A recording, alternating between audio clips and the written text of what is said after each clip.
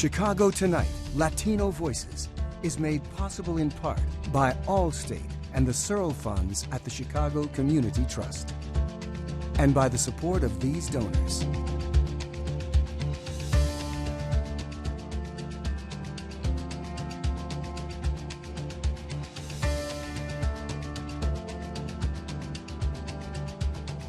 Good evening y bienvenidos to Chicago Tonight, Latino Voices. I'm Alex Hernandez of Univision Chicago Primera Hora. We cherish every weekday morning at 5 and 6. Thank you for sharing part of your weekend with us. On the show tonight. What made me sad is that these people are being used as pawns. Political parties spar over immigration, but migrants bust from Texas to Chicago and other major cities are caught in the middle. A new report shows an increase in the number of job openings, with a good number of those found in the restaurant industry. A look at the reasons behind this worker shortage. We're very happy to share the stage with other amazing restaurants this week. Get your forks ready. We hear what's on the menu for this year's Latin Restaurant Week. The Chicago Latino Theater Alliance is celebrating Hispanic Heritage Month with a slate of Latino-themed stage productions kicking off this week. Is this magic? And then here comes the cumbia beat. It's incredible. Music journalist Sandra Treviño is back with fresh selections for your Hispanic Heritage Month playlist. Not too sweet, not too savory, it's soft in the middle, and then just taste of freshness. And a Little Village native is bringing something new to 26th Street, but making a sweet treat the old-fashioned way. First off tonight, the battle over the border is heating up between political parties. Texas Governor Greg Abbott is busing hundreds of migrants to sanctuary cities across the country. That includes Chicago, which has welcomed more than 500 people seeking asylum. Governor J.B. Pritzker has signed a disaster declaration and is deploying 75 members of the Illinois National Guard to assist those individuals. Reporter Joanna Hernandez joins me with more. Joanna, thank you for being here. What's the status on these buses? Now, Alex, we know that another bus arrived Thursday night at Union Station. I'm waiting to hear more about where those migrants were sent for housing. As of now, we know about 600 migrants have arrived in Chicago since August 31st. City and state officials have openly spoken about rushing to find those individuals and families emergency housing. The state has sent people to nearby suburbs. On Thursday, we caught up with the mayor of Burr Ridge.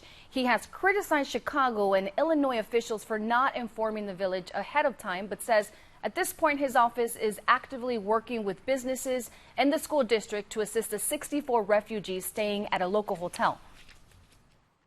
We're providing them just everyday amenities. We have police protection here, of course.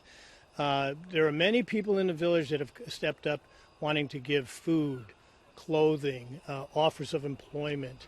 The school board has reached out about education opportunities if any of them are going to actually stay right here in the area at the end. So we're kind of everyday life now, Joanna. Joanna, Mayor Lori Lightfoot is also calling out on Governor Greg Abbott for his decision to send migrants without notice, saying that it's adding to the refugees' challenges. Joanna, what are you hearing? Now, Alex, the reality is that it's a long process, right, for those applying for asylum. We're talking about a work visa, not to mention all those people who have to appear at immigration court hearings. It can be complicated. People need legal representation, and that can cost quite a bit of money. We know that organizations have been coming together to assist as quickly as they can. We spoke with Jose Ventura, the director of legal services at Centro Romero, and he says at this stage, organizations and coalitions are trying to process case by case, but it's overwhelming. Our main focus is to try to see how they qualify, and if they do, to some sort of benefit, at least to get a work authorization. Most of them don't, but some of them do, and just to have the work authorization is a lot, because then you get a Social Security as well, and that allows you to move within the society. Ventura tells us Centro Romero typically assists 80 to 90 people with legal services. Now they are seeing that number increase to over 200 individuals. He says it's going to take years to completely serve all the newly arriving migrants. Some of them have been paroled in which means that they are giving a certain period of time to be here legally. Some of them were not giving anything. Some of them were put in removal proceedings and issue notice to appear that is either sometimes in 3 months, sometimes in 2 years. So it's all over the place. Ventura also says this is the first time they are seeing hundreds of people seeking asylum from Venezuela. And again, Governor Pritzker has mobilized 75 members of the Illinois National Guard to help organize shelter, among other necessities, as more buses are expected to arrive, Alex. Yeah, definitely. This is something we will be following up. Joanna, thank you very much. And for more on Joanna's conversation with the mayor of Burr Ridge, you can visit our website. Back with more Chicago Tonight, Latino Voices, right after this.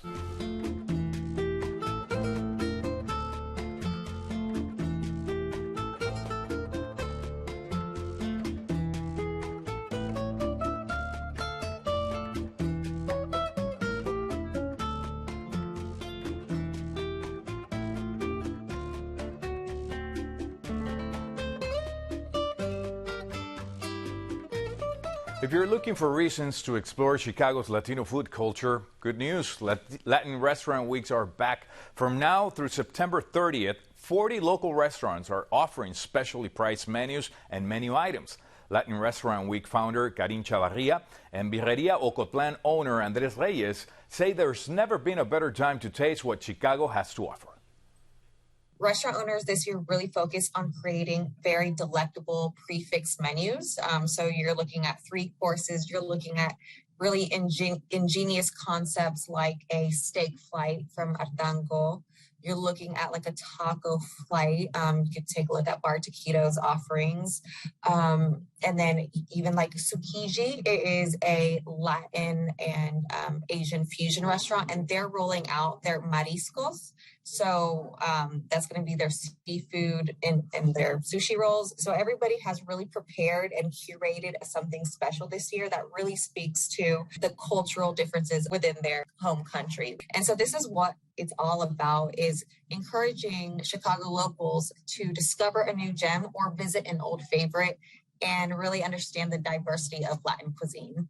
Birreria Ocotlan, from Ocotlan, Jalisco to Chicago, been serving the communities for close to 50 years, 1973. We decided to do it this year again to lower our prices and give back to the community. They've given so much to us. We're very happy to share the stage with other amazing restaurants this week and to finally showcase what we're really made out of.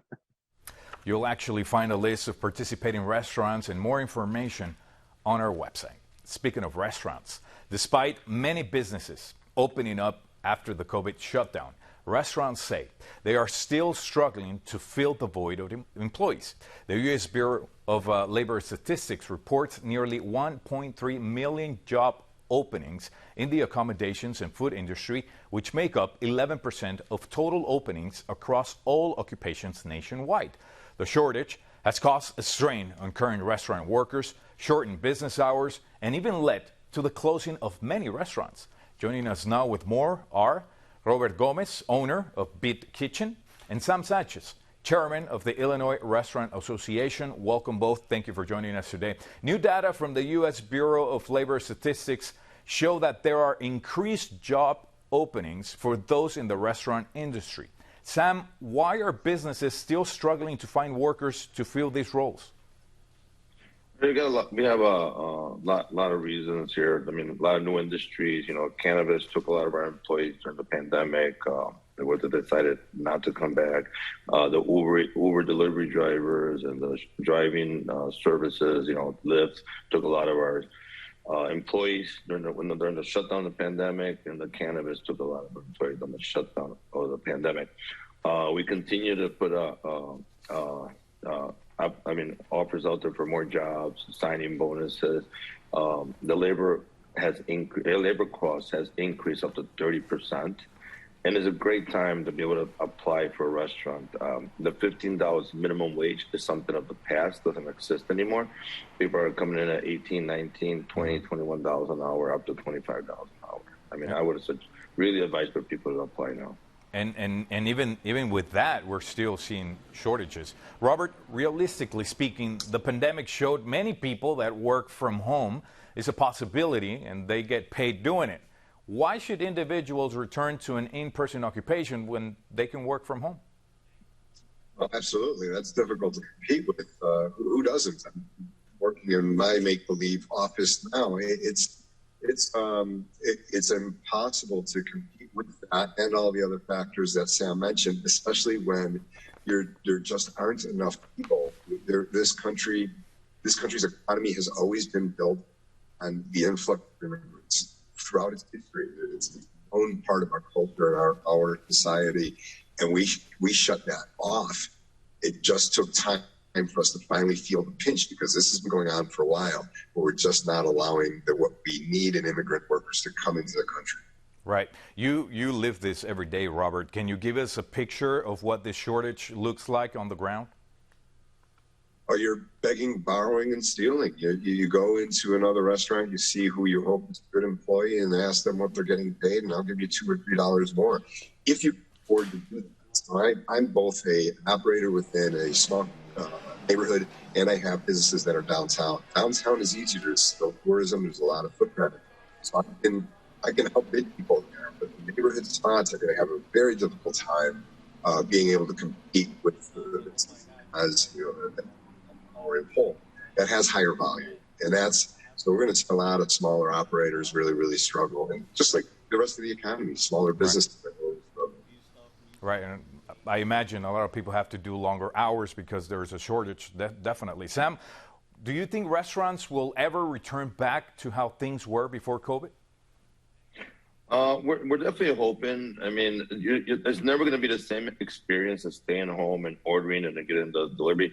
I think the networking is really important for the happy hour. The financial district is definitely not back. I mean, we're lucky if there's maybe 30% of the financial district back. I mean, from over 600,000 employees that form the financial district, I mean, we're lucky if there's 200,000 back.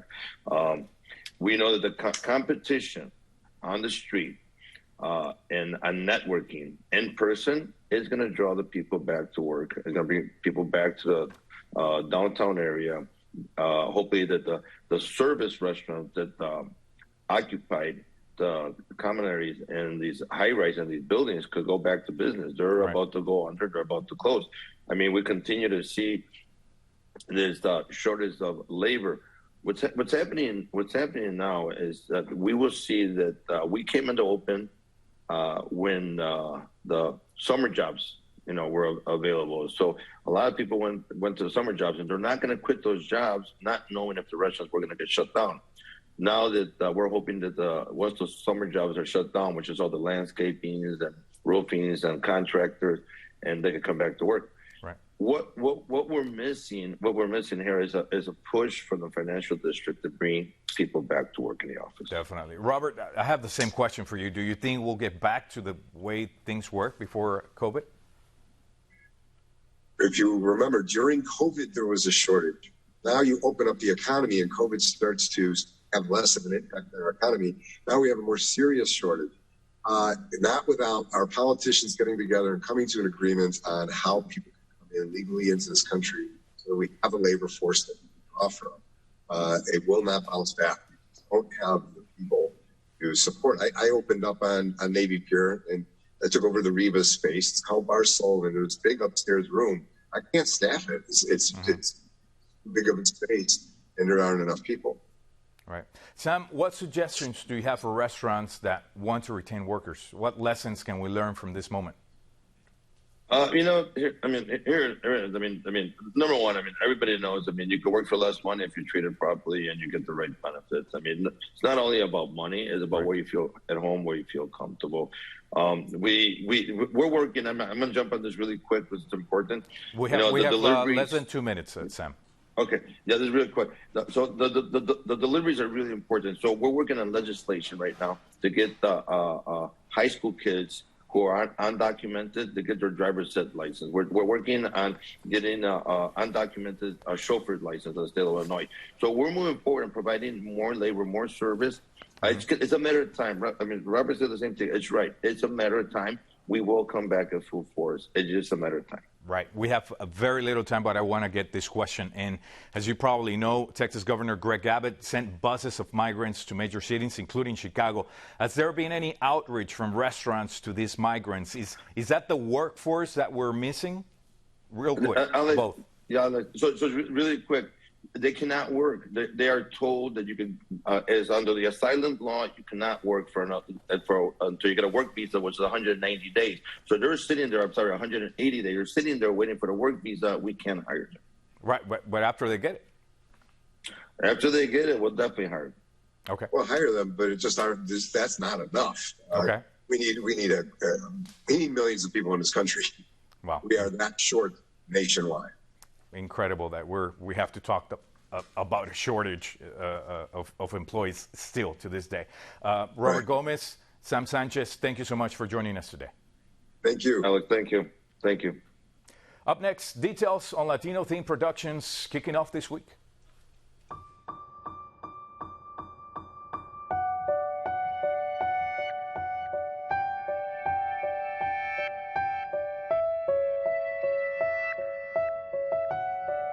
Latino Theater Alliance's annual festival, Destinos, returns this week to showcase Latino theater companies, artists, and stories. The 5-week festival kicks off Hispanic Heritage Month with stage productions in venues all across the city. Here, the Alliance's Sara Carranza offers a preview of the first 2 weeks of productions, where she says everyone can find something to enjoy.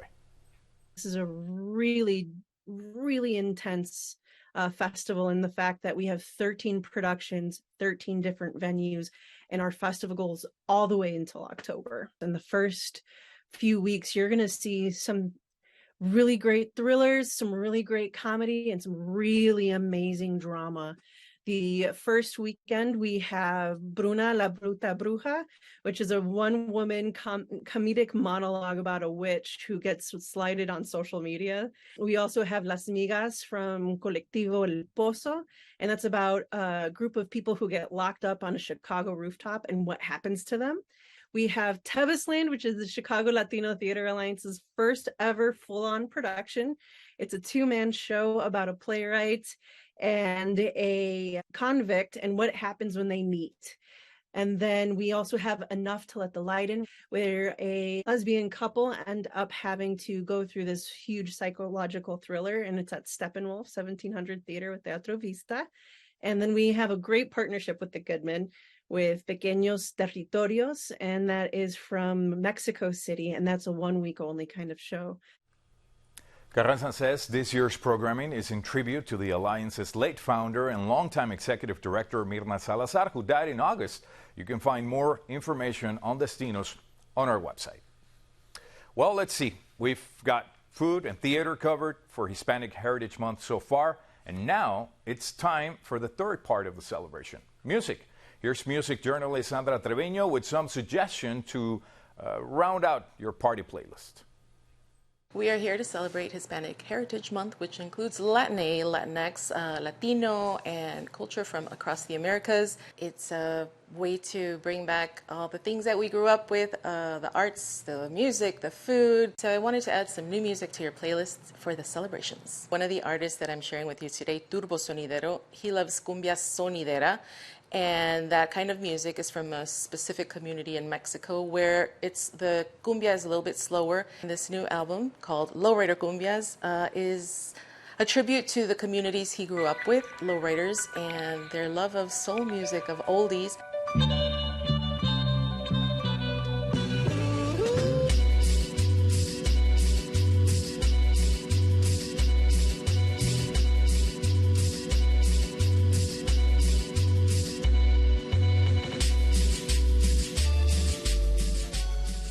Next one is a local DJ. He's also a drummer known for work with Dos Santos, with Ida y Vuelta, Valebol, and he has another project called The Los Sundowns. His name is Daniel Villarreal. He's put all his talents together in one album. It's his solo project called Daniel Villarreal, and the album is called Panamá 77. It's dedicated to his grandmother and the music that he grew up with in Panama, but also combining things that he's learned along the way as a drummer, music from Chicago, music from the Midwest.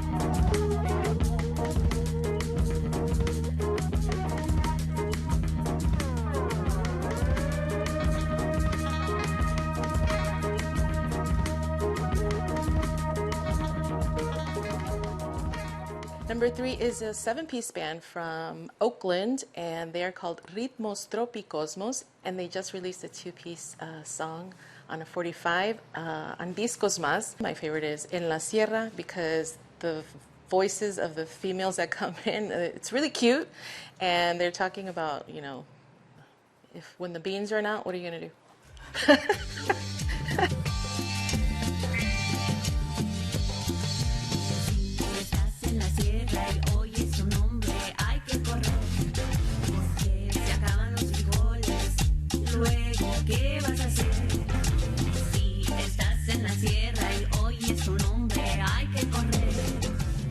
Our culture is vibrant, it's rich, it's fun. We're going to be celebrating way past October 15th.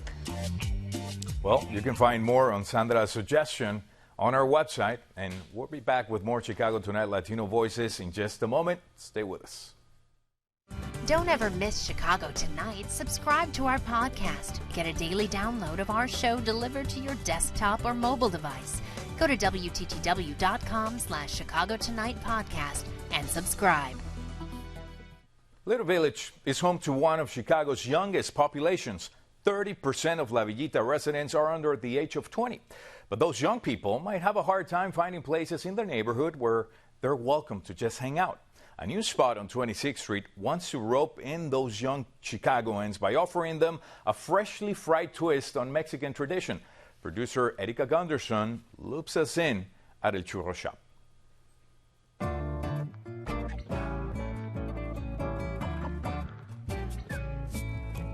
Churro is what we call a parachute dough, which is very classical, which is just butter, flour, sugar, water. It's made multiple times a day, and we never refrigerate it, and we never freeze it, and we never hold it overnight.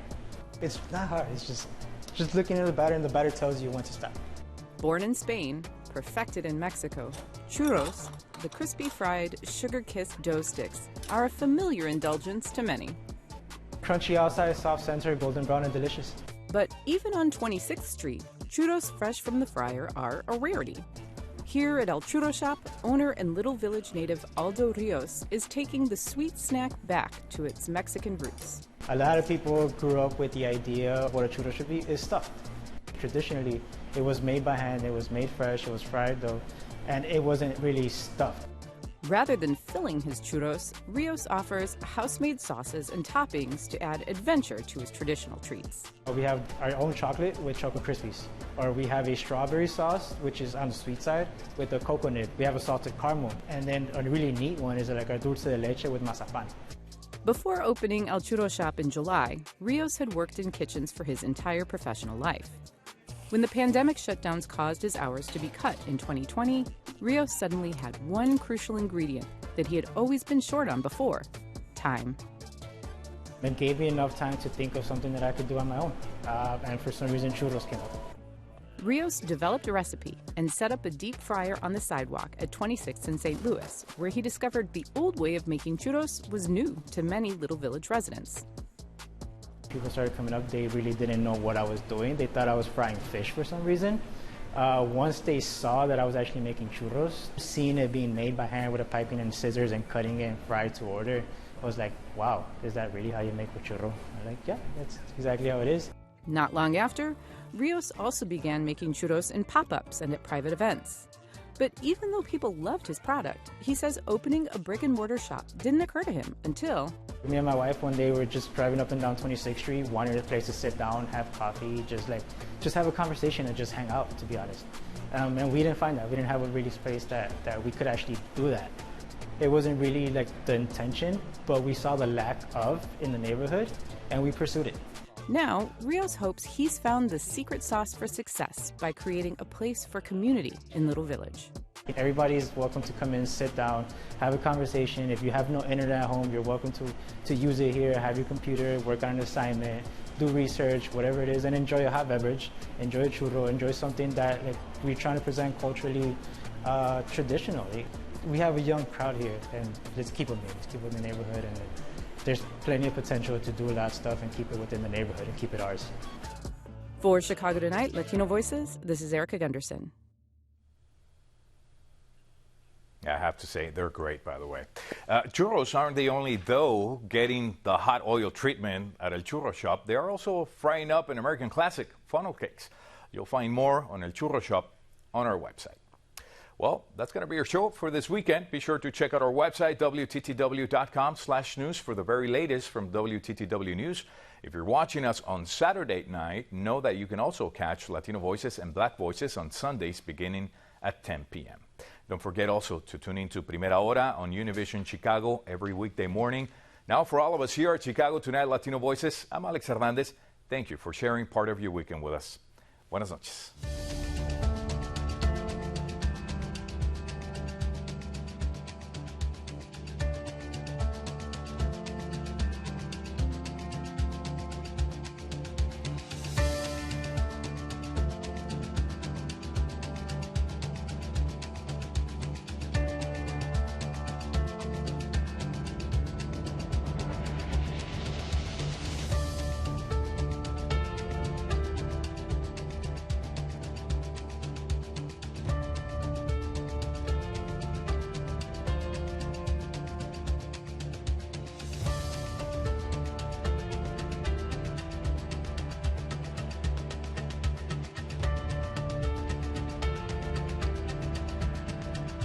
Closed captioning is made possible by Robert A. Clifford and Clifford Law Offices, a Chicago personal injury and wrongful death firm that supports free educational initiatives in the legal profession.